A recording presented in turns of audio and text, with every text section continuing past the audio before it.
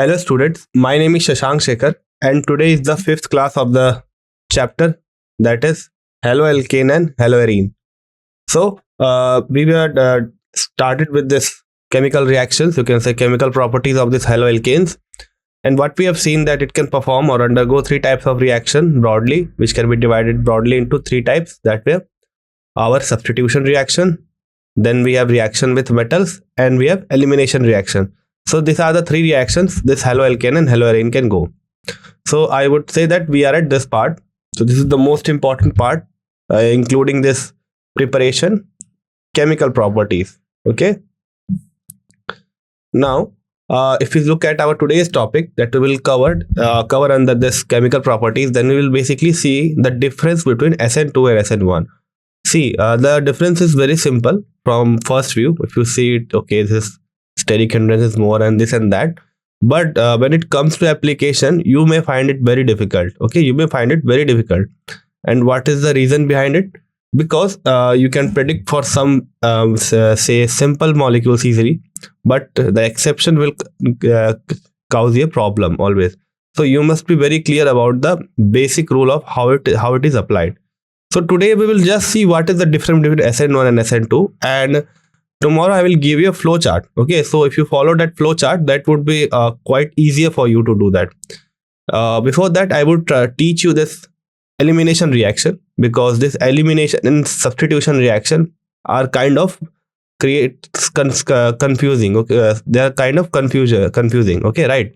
So to avoid that confusion and to predict each thing very appropriately, that whether it will go substitution or whether it will go this elimination, then the question comes whether it will go SN1, SN2, and on this part you can say an elimination that it will go either E1 or E2. So all these four types of sub reactions will be covered almost in a flow chart. So I will show you that flow chart tomorrow, but for now just we will focus on this difference between SN1 and SN2.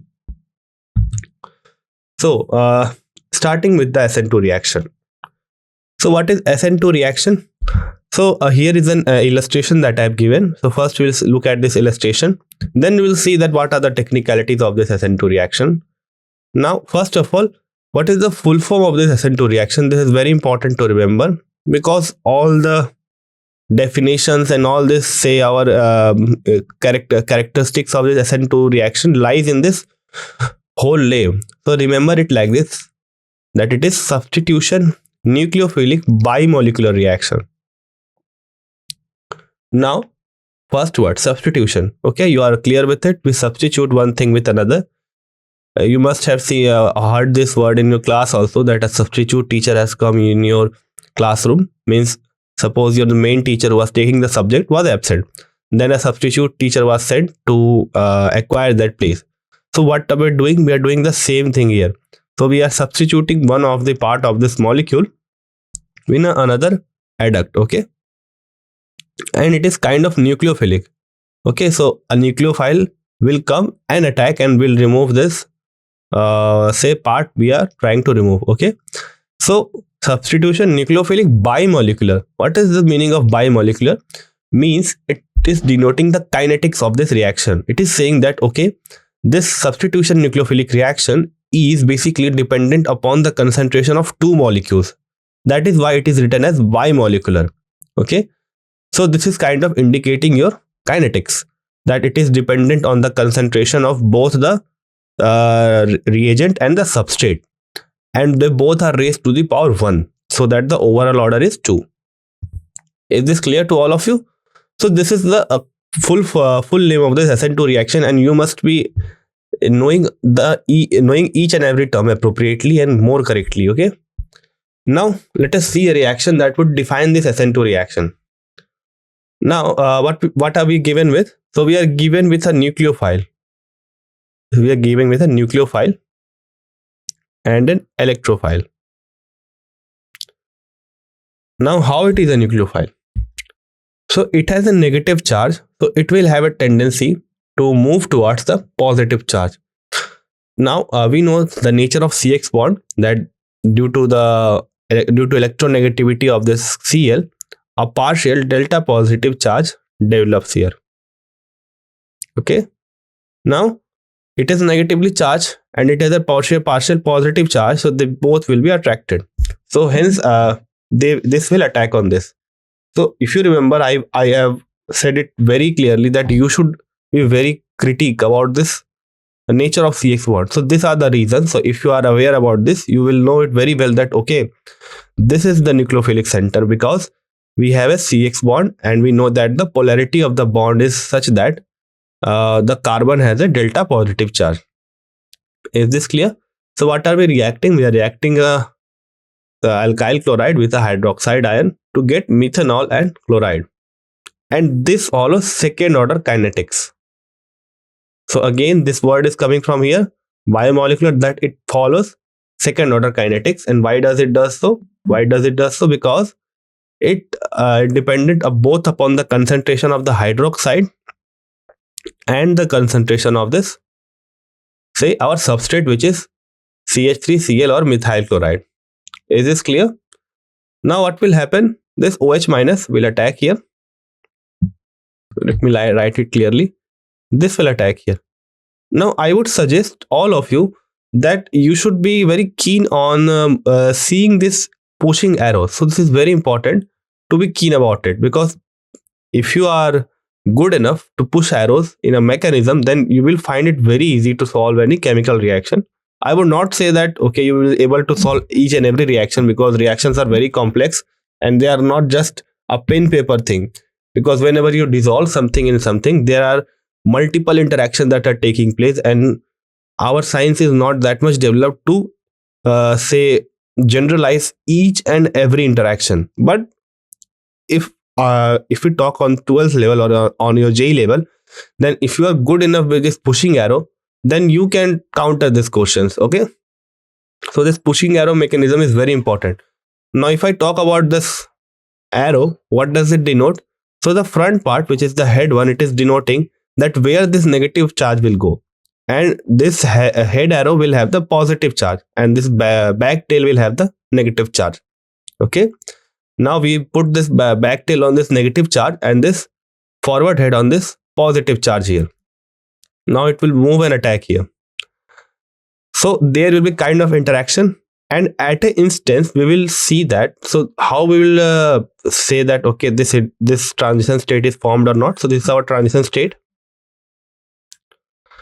So it was done with the help of spectroscopy. So they read it under spectroscopy. They have performed some experiments, and with the help of these, they have found that okay, such transition state may have existed. Now there is a time when this OH and this Cl are not forming complete bonds. They are having only interaction. Okay, so this is the you can say dashed lines, and they are denoting the interactions between delta positive of this and this. Okay, so this kind of is called a transition state. This is our transition state, TS. Now what will the end product? So this will remove this one, so it will leave, and simultaneously it will form bond. So if you see here, you can see that the breaking and making of bond is occurring simultaneously. So here at this point we are breaking the bond and we are making the bond. So in SN2 reaction, the breaking and making of bond occur simultaneously. Now if you are not aware about this solid and wedge bonds, what does this mean? So this solid means that this H is towards us. So suppose this is our board, this is our plane of board. Okay, we know it. This is our plane of board or TV or LCD or LED, whatever you are watching this video at. So the H which is on this one, wedge one, okay, wedge one is the H which is pointing towards you. So it is kind of 3D structure, and this H is pointing towards you, while this dashed one, okay, so this dashed one is representing that this H is pointing back in the opposite direction in which you are sitting. Suppose this is a foreign direction, so in the backward direction this H is pointing. So this is the meaning of dash and wedge. So basically the wedge means the H is pointing towards you, means out of the board towards you, and dashed means the H is pointing out of the board but opposite in the direction in which you are sitting. So imagine it like suppose you are seeing in the mirror. Okay, so if you are standing on here, suppose on the left side, then on the same distance on the right side of the mirror you will see your mirror image. So imagine that this dashed one is pointing towards that your image or the formation which you have formed due to the mirror, and the wedge one is pointing towards you. Is this clear? Okay. Now you can imagine it with the help of ball stick diagram also. So if you will move to higher studies, or you will take lectures of professors, then they will explain your mechanism with the help of this ball and stick model. So here is the ball, here's the stick, and again we have a ball. So this small ball is representing that, okay, these are the hydrogen atoms. So this green one is representing hydrogen, and your oxygen is represented by your, this green ball is representing our hydrogen, and this orange ball is for oxygen. Similarly, this green ball is for hydrogen, this orange ball is for oxygen, and this darker green ball, I would say. So I would say this one is yellow, some kind of yellowish. So this bigger green ball is representing our carbon. So if you imagine it with the help of this, you can find that, okay, this is similar to this one. So we have this Cl, sorry, this is Cl, I think. Okay, this is Cl, sorry, this is Cl, and this one is C here. And the 3 H's are here. 1, 2, 3. Similarly, in this case, we have this O and this H. Now what will happen? So if you see here, it happens like this. So this is our bond that is being formed, or it will be formed, and this is our bond that will be broken. So this is the breaking one, and this one is forming. Now since I have told that this breaking of bond and formation of bond occur simultaneously in case of SN2, therefore it will result in this kind of product, in which we got Cl minus, and we got this CH3OH, which is our alcohol. Is this clear? So this is the basic mechanism of this SN2. What happens in SN2? Our nucleophile comes, attacks the electrophile, we form a transition state, and the breaking and making of bond occur simultaneously, and finally we get our product. Now let us move to the technicalities. What are the requirements of this reaction? What does this reaction requires? And when does this reaction occurs fastly? So if we look at this reaction, first thing I have told you is that both bond formation and bond breaking occur in the same process. They occur at the same time. Second thing I have told you that it follows second order kinetics and it's bimolecular. So if I ask you that, okay, write the rate law for it, then how you will write it? You will write it like this, that rate is equals to rate constant multiplied by concentration of your nucleophile, which is attacking, plus concentration of your electrophile, which in this case is alkyl halide. So is this clear to all of you? Okay. Now this is the rate law for it. Next, it is a concerted mechanism. So what is the meaning of this concerted mechanism? So it follows from this statement only. So concerted mechanism is the mechanism which occurs in which several steps are occurring at the same time. So such mechanism means concerted means at the same time, or you can say clotted mechanism means all of these steps, this breaking and making of bond, are occurring simultaneously. Next, this involves the formation of a complex as an intermediate that contains both the reactants and the substrate. So you can see here, so if you have here, if you want, you can see in the back that both the in the intermediate or the transition state, both the reactant and the substituent were forming a complex, and they were existing in the same you can say part at a time. Now if you want to increase the reactivity, you can use a polar protic solvent. So why are we using this polar protic solvent? First of all, polar. Why polar? So if you introduce the polar solvent, what will happen? This will increase the polarity of the bond also. Why? Because there will be more interactions and it will kind of increase the polarity. But it should not be protic. It should be aprotic solvent. It should not be protic. It should be aprotic solvent. Aprotic means which will not contain H plus ions.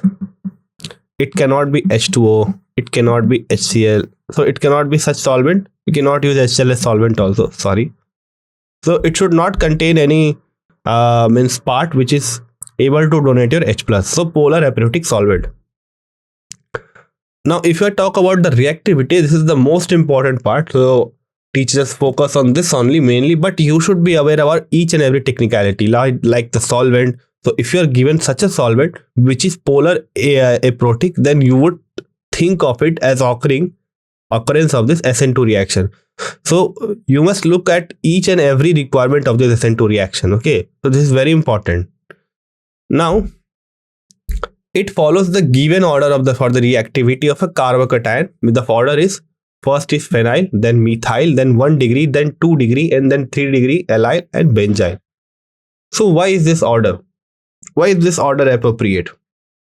Okay, now you are knowing that okay, we are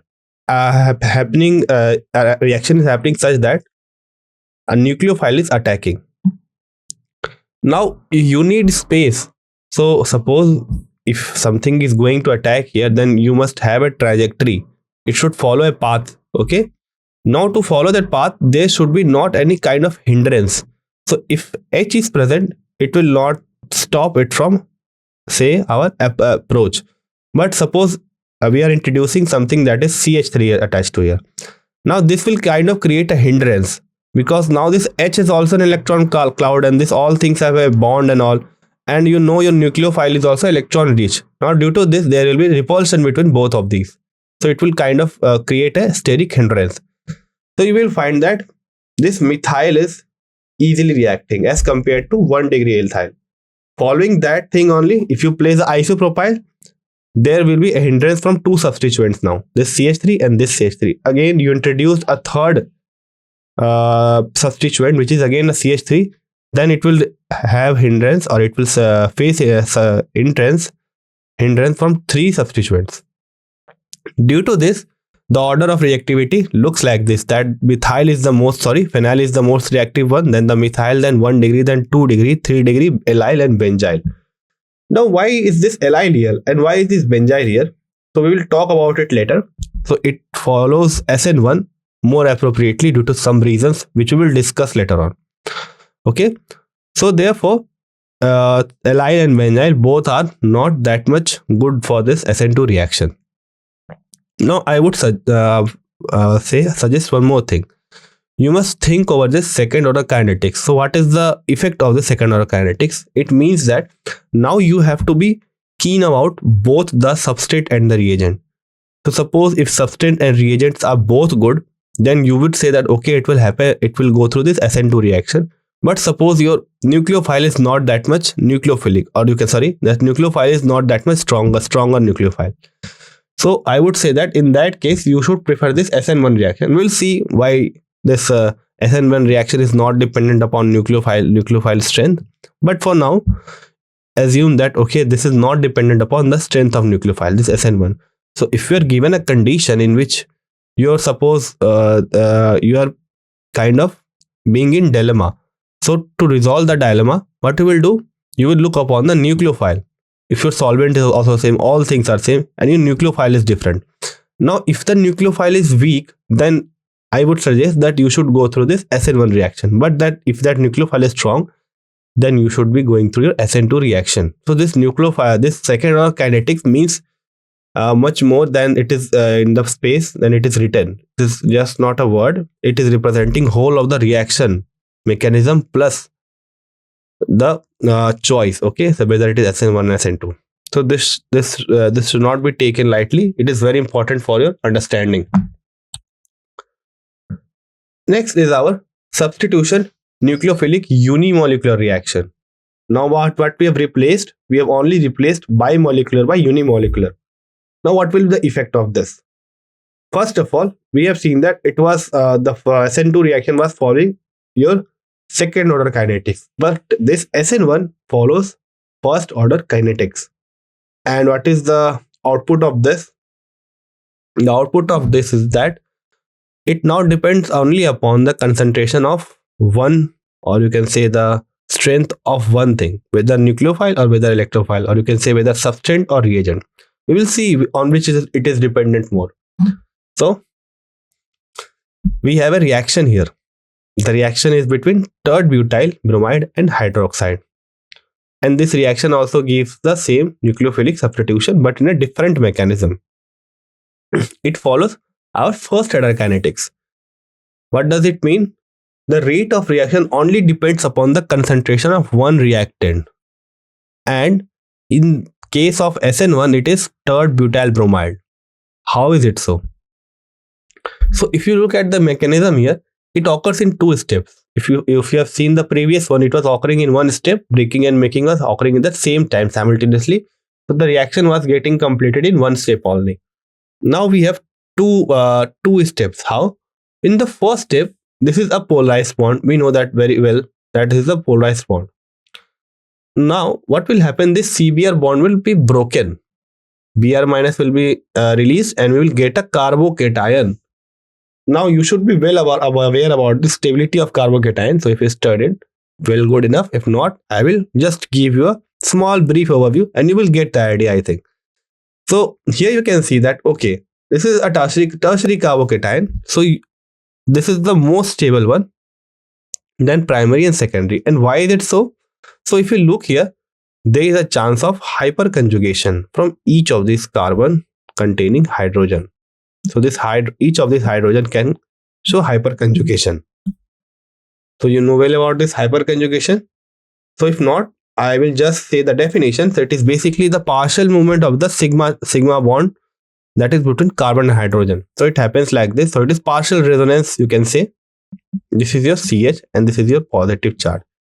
Now this bonded electron will donate its lone pair to this vacant orbital. And this will kind of stabilize your positive charge. So more is the number of this hydrogen on carbon. So this is alpha hydrogen. This is 3 alpha, 6 and 9. So 9 alpha hydrogens are here. So since it is present at alpha position, this is alpha position with respect to this positive charge. So 9 alpha hydrogens are here. So therefore it will go this SN1 reaction which has a creation of this positive charge. Now your this interaction is very strong. Okay, this OH minus and plus, since there is no steric hindrance, it is kind of planar now. Okay, it is kind of planar now. So not planar, I would say. It has less, it can attack now from both sides. Suppose all the CH3 are on the opposite side, it can attack from here or it can attack from here. Now the steric hindrance here is removed in some sense. Now what we will say here, one thing, that it will not go through now SN2. You will see the reason here. So if there was SN2, then there will be steric hindrance from all of this 3 methyl group. Therefore it follows the SN1 reaction. Now your answer, that on which concentration does this reaction rate depend? So it is very clear that this step is not that much important. I would not say important. This step time is not that much significant. It takes very less time. Due to this reason, now the strength of this electrophile is all that matters. So it depends upon the concentration of this electrophile. So is this clear to all of you? So in the first SN2, we saw that, okay, we have our reaction dependent upon both the concentration of substrate and reagent. But in this case, we saw that, okay, this is not the same case in this example, in which we have tertiary carbocation. So in this case, it is only dependent upon the concentration of this, say, our substrate, which is CH3 whole thrice Br. Now the same thing is written here, that the carbocation formed is then attacked by nucleophile in step 2 to complete the substitution reaction. Okay, is this clear? Now let us look at the characteristics of this SN2 reaction. So the first characteristic, that only the substrate influence the pace of reaction. So you have seen it very clear, that only the substrate. Now if you see here, there is one more stabilizing factor of this carbocation, which is plus I effect. We have seen hyperconjugation. Now the second is plus I effect. So all those CH3 were donating electron density through plus I effect. Next, the removal of the leaving group is made easy by the use of polar solvent. So this is very important. So in the SN2 reaction, you have seen that we need a polar aprotic solvent. But What is this? In this case, you can see that we need only a polar solvent, aprotic and protic. It is not dependent upon that. Now the next is the dissociation of the energy of the leaving group is reduced because the polar solvent forms a hydrogen bond with the halide atom. Because there is no solvent present, the dissociation of the group in the gas phase necessitates a larger energy expenditure. So what does this mean? We know that we are forming a negative charge and a positive charge after dissociation. Now they both have to get stabilized. So these hydrogen atoms and these oxygen atoms are forming polar bond. Now what will happen? They will kind of stabilize all this positive negative charge through hydrogen bonding and interactions, electrostatic interaction. Due to this reason, this SN1 reaction is enhanced in polar solvents. And this SN2 is enhanced in polar aprotic solvent. So this difference should be kept in mind. For SN1, we do not have such barrier. It should be polar, that's it. And one more thing, it depends upon the leaving group. Means basically on the substrate, I would say, because this leaving group is a part of substrate only. And if the leaving group is good, then the reaction rate will increase. Now I would say one more thing which is not mentioned here. Sorry for that. So the order of reactivity is just opposite for this our say this SN1 reaction, except one exception. We will see that. We will see that in the next lecture. Then we have allylic and then we have benzylic.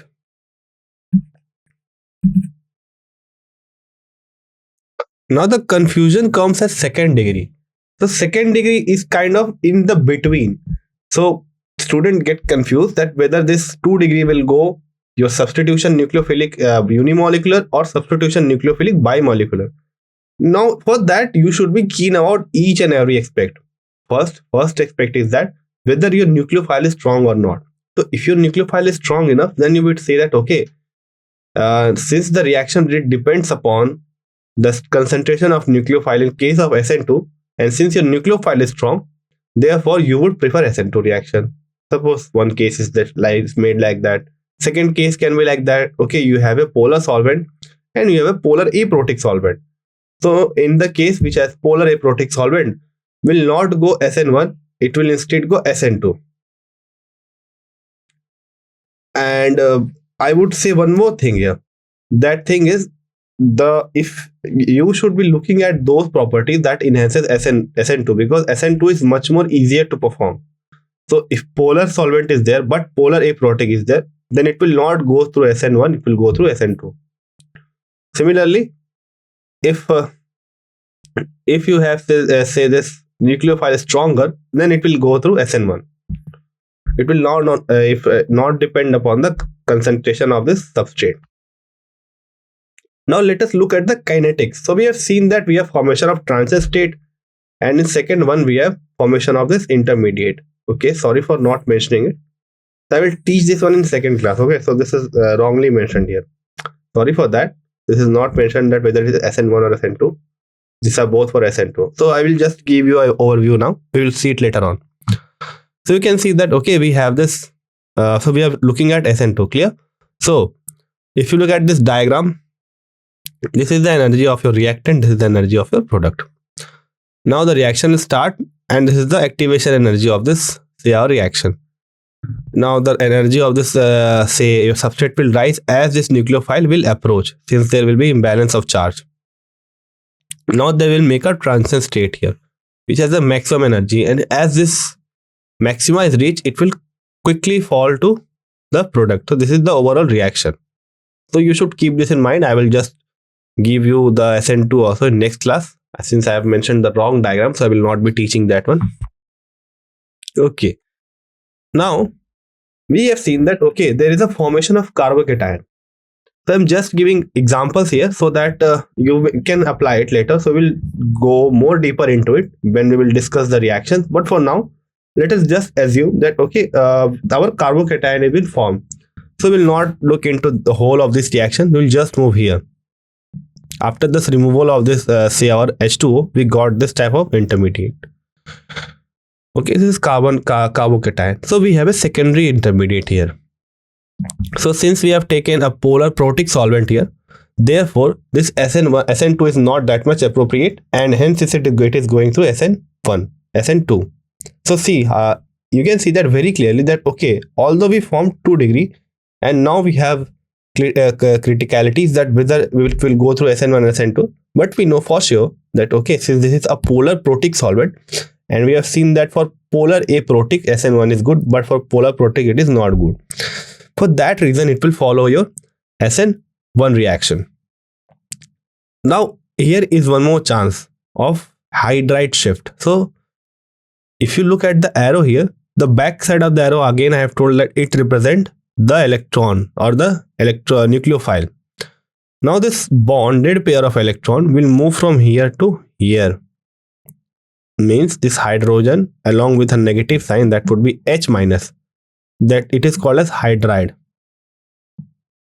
It will move along with it and migrate to this carbon. Now, since both electrons are taken by this hydrogen, this will create a positive charge. But if you look here, what is the change that has been seen during the migration? So you can see very clearly that firstly it was a secondary carbocation, but as it moved from here to here, this hydride shifted from here to here, a positive charge is now developed on this tertiary carbocation. Okay, now this one is more stable. The reason is obvious, I have mentioned it earlier also. So if you want, you can think it like that it has the more number of alpha hydrogen due to hyperconjugation. Now this reaction will proceed further, the elimination reaction, and it will give you a final product. We should not be concerned about whole of this reaction. I am only putting your head on this. So try to just gallop this thing, that what is this, what has happened here, because rearrangement reactions is difficult for students and that only makes this organic difficult, this rearrangement reactions, and I would say reaction, but more appropriately this rearrangement reaction. Okay, so this is a very good practice to do. I have put some more examples of migrations here, so we will see. So this hydride shift is the most easier one as compared to methyl and phenyl. So here we have a primary carbocation. So do not take it as a reaction, just take it as an example that, okay, through some ways we have created a primary carbocation, and after that what will happen, there will be hydride shift. This hydrogen, suppose here is the hydrogen we have. Now this hydrogen will again migrate and move here. Therefore, it will create a positive charge here. Now again one hydride will shift. So it is a 1,2 dihydride shift. Okay. Now here again we have a hydrogen. It will again move here and attack here. So this will finally create a tertiary carbocation. You can see that we have moved from first degree carbocation to second degree to third degree by 2 shifts. So this is a very good illustration of how after formation of carbocation, so all these are happening for our, say this our SN1 reaction in which we have a formation of carbocation. Okay, is this clear? Now next one. So this is a 5-member ring and we have again a carbocation here. So this is positive charge, sorry for that. So this is 1 degree. Now what will happen? A ring expansion will occur. What will happen? A ring expansion will occur. So sorry for this pushing arrow mistake. It is not like that. So this bond will move here. This whole of this bond will move here. Okay. And if you just try to just imagine it, then how it will be formed after moving. Suppose this is our initial diagram. Now this has moved here. So I will just break the bond which have been broken. Just don't try to get your whole one. So this is the initial one. Now this is shifted here. And a bond is being formed between this and this. So if you try to number it, it is 1, 2, 3, 4, 5. And 6. So this 5 and 6. So if you see that 1 and 5 bond are broken, again number it in the same way. 1, 2, 3, 4. Sorry. This is number 1. 1, 2, 3, 4, 5 and 6. So 1 and 5 bond are broken and 5 and 6 bond are being formed. So we got a 6-membered ring. along with so we got a 6-member ring with a positive sign here. Now again, when one hydride shift will take place here. So this hydrogen that is present here, sorry. So this hydrogen that is present here, it will move here and will create a tertiary carbocation. So in all of this example, we are trying to make a tertiary carbocation. Here is an example again. So first shift comes from here to here. Okay, so this one is obvious from our previous one. But you can see that after forming a tertiary carbocation, there is again a shift of hydrogen from here to here. So why it is happening? So compare both of these. So first one is this one and second one is this. So this is the first one.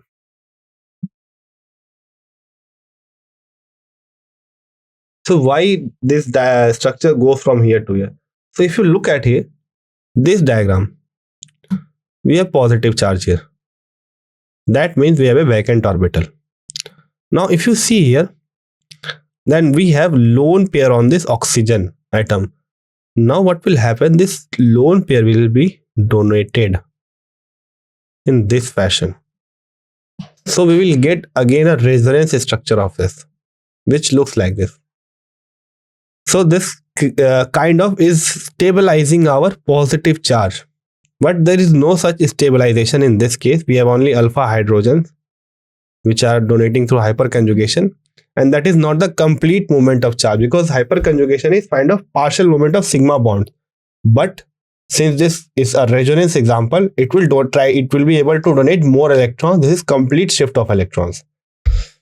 And since these are the pi electrons, so it will move from here to here, and this will create this kind of resonance structure. Now, due to this reason, this one is more stable. This diagram is more stable. This diagram is more stable. Okay. So is this clear? So these are the 3 examples that I have discussed. So these examples are very important. Okay. Now with this, I end my lecture. So tomorrow we will see the flow chart. How we will decide that whether it will be SN2 or SN1. First of all, we have to decide that whether it is a nucleophilic reaction or a elimination reaction.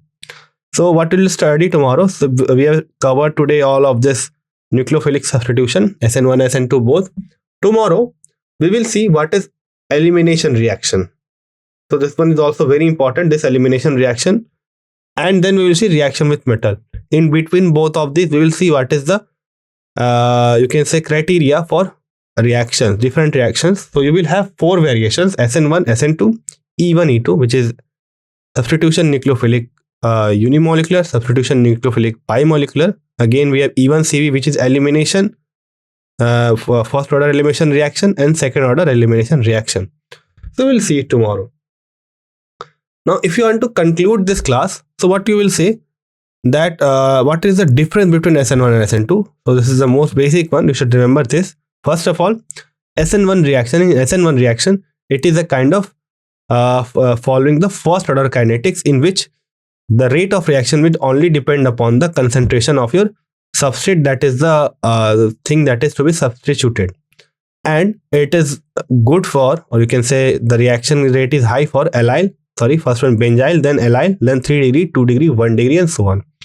But if you look at this SN2, so it is a second order kinetics, and the it depends upon the steric hindrance. So if you have more number of carbons attached to this attacking site, and since it occurs in one step, therefore the more is the hindrance, more slow the reaction will be.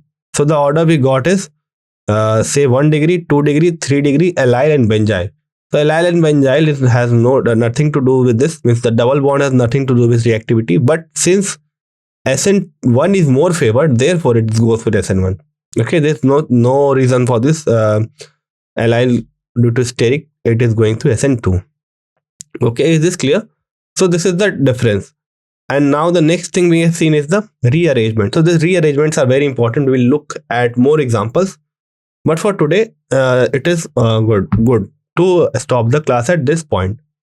So try to just practice each of this individually try to do it by yourself. It would create much more confidence in you if you learn this arrow pushing mechanism, and you will be it will make easier for you to solve the question. So thank you, all of you. That is for today's class.